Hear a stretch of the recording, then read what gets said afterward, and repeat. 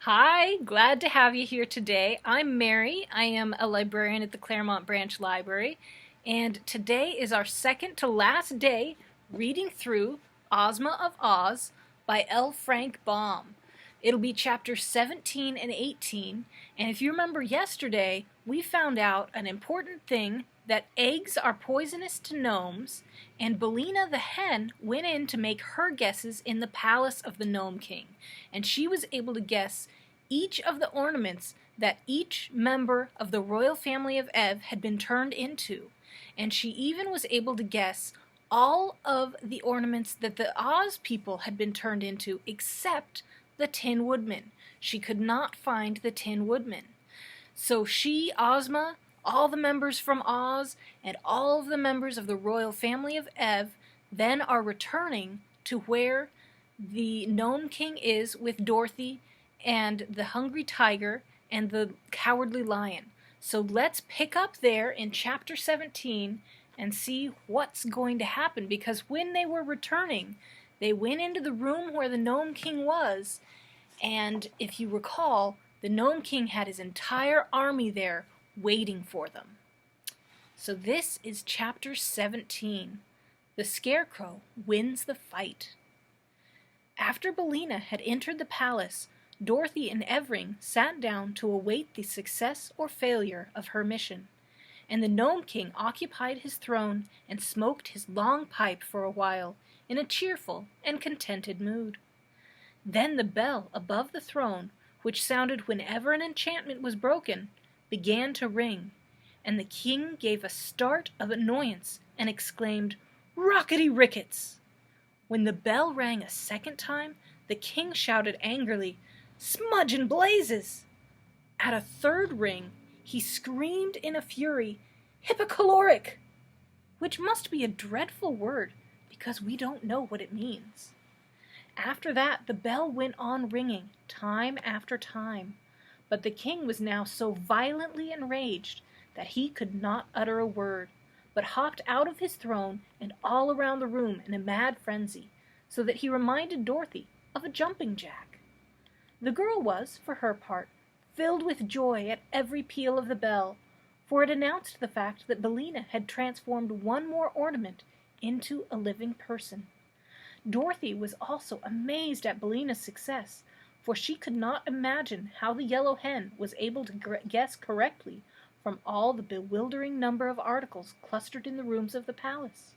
But after she had counted 10, and the bell continued to ring, she knew that not only the royal family of Ev, but Ozma and her followers also were being restored to their natural forms. And she was so delighted at the antics of the angry king, they only made her laugh merrily. Perhaps the little monarch could not be more furious than he was before, but the girl's laughter nearly drove him frantic, and he roared at her like a savage beast. Then, as he found that all his enchantments were likely to be dispelled, and his victims every one set free, he suddenly ran to the little door that opened upon the balcony and gave the shrill whistle that summoned his warriors. At once the army filed out of the gold and silver doors in great numbers, and marched up a winding stair and into the throne room, led by a stern-featured gnome who was their captain.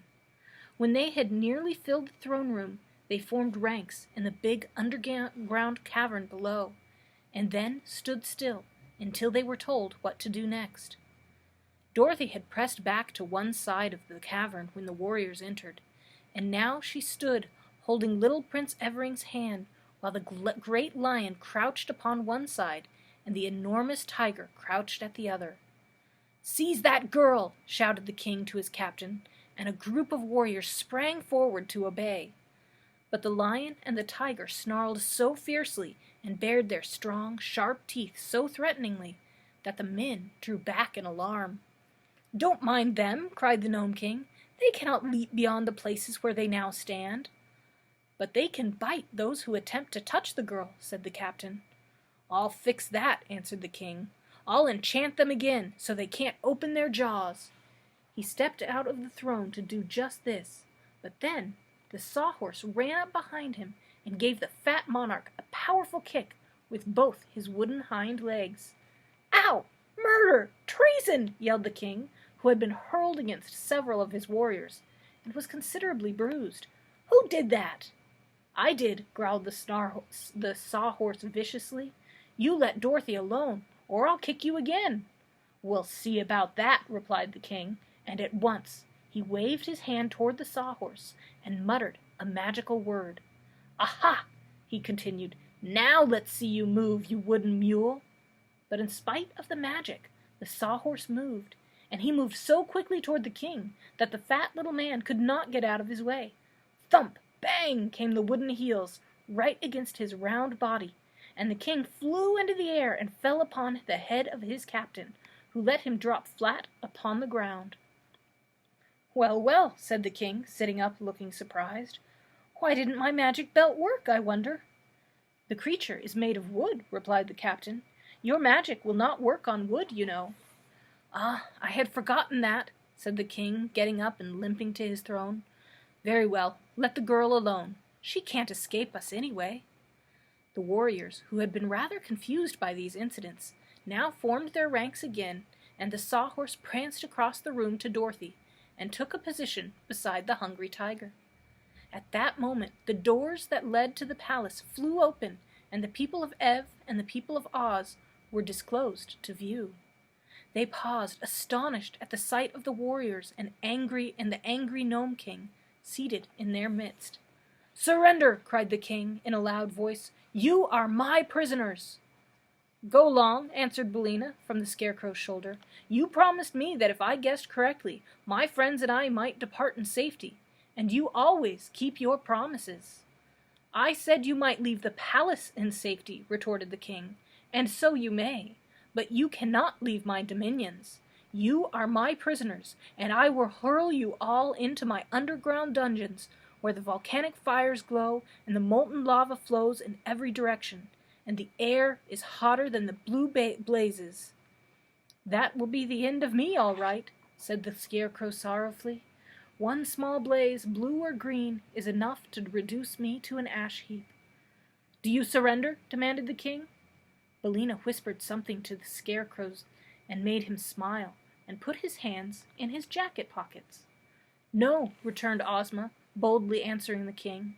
Then she said to her army, "Forward, my brave soldiers, and fight for your ruler and yourselves unto death."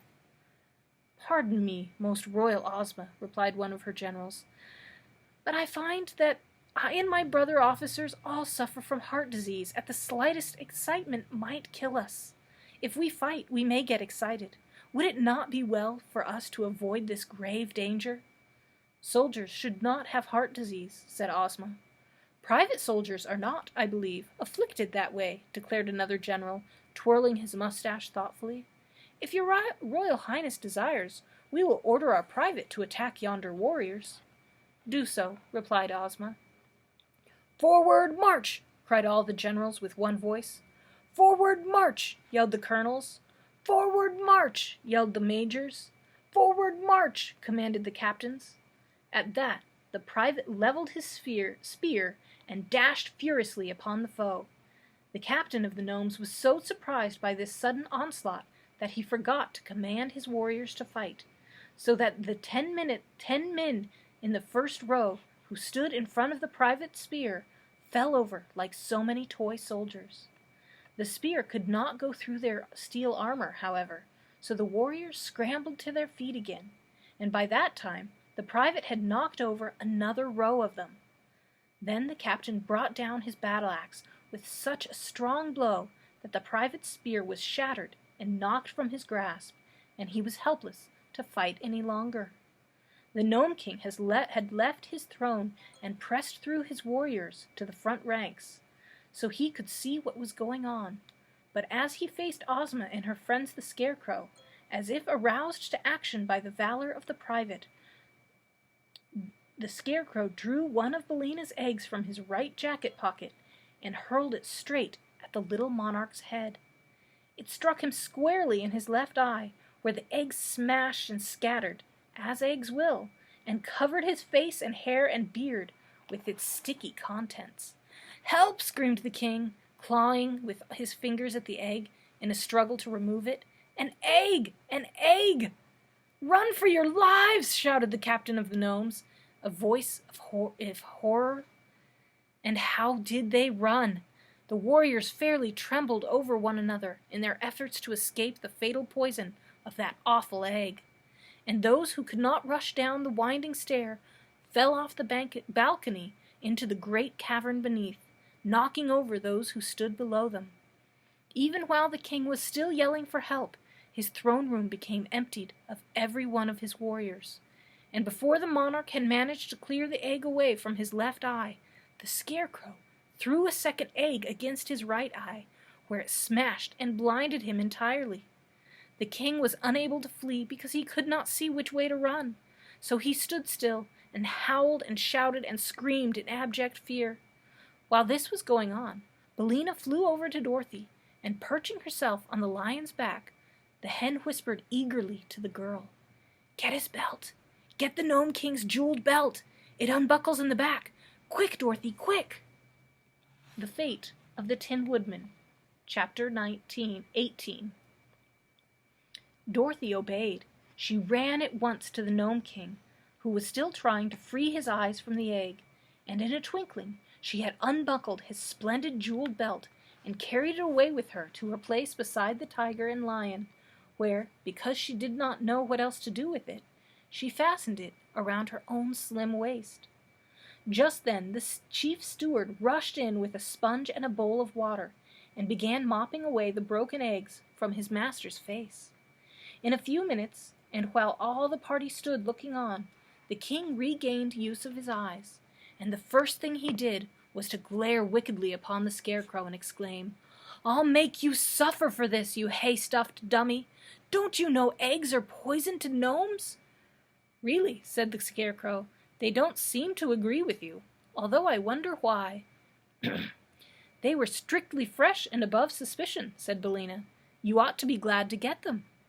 "I'll transform you all into scorpions!" cried the king angrily, and began waving his arms and muttering magic words. But none of the people became scorpions, so the king stopped and looked at them in surprise. "What's wrong?" he asked. "Why, you're not wearing your magic belt," replied the chief steward, after looking the king over carefully. "Where is it? What have you done with it?" The Gnome King clapped his hand at the waist, and his rock-colored face turned white as chalk. "It's gone!" he cried helplessly. "It's gone, and I'm ruined!"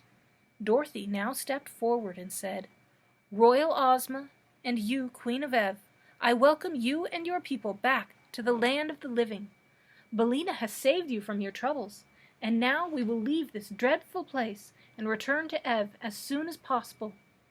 While the child spoke, they could all see that she wore the magic belt, and a great cheer went up from all her friends, which was led by the voices of the Scarecrow and the Private. But the Gnome King did not join them.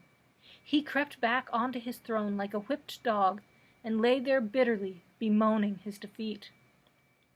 "But we have not yet found my faithful follower, the Tin Woodman," said Ozma to Dorothy, "and without him I do not wish to go away." "Nor I," replied Dorothy quickly. "Wasn't he in the palace?" "He must be there," said Billina, "but I had no clue to guide me in guessing the Tin Woodman, so I must have missed him." "We will go back into the rooms," said Dorothy. "This magic belt, I am sure, will help us to find our dear old friend." So she re-entered the palace, the doors of which still stood open, and everyone followed her except the Gnome King and the Queen of Ev and Prince Evering. The mother had taken the little prince in her lap and was fondly kissing him, for he was her youngest son. But the others went with Dorothy, and when she came to the middle of the first room, the girl waved her hand as she had seen the king do, and commanded the Tin Woodman, whatever form he might have, to resume his proper shape. No result followed this attempt, so Dorothy went into another room and repeated it. And so through all the rooms of the palace, yet the Tin Woodman did not appear to them, nor could they imagine which among the thousands of ornaments was their transformed friend. Sadly, they returned to the throne room, where the king, seeing that they had met with failure, jeered at Dorothy, saying, You do not know how to use my belt, so it is of no use to you. Give it back to me, and I will let you go free, you and all the people who came with you. As for the royal family of Ev, they are my slaves, and shall remain here." "I shall keep the belt," said Dorothy. "But how can you escape without my consent?" asked the king. "Easily enough," answered the girl.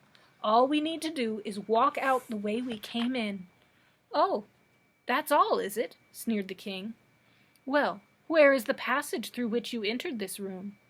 They all looked around, but could not discover the place, for it had long since been closed. Dorothy, however, would not be dismayed.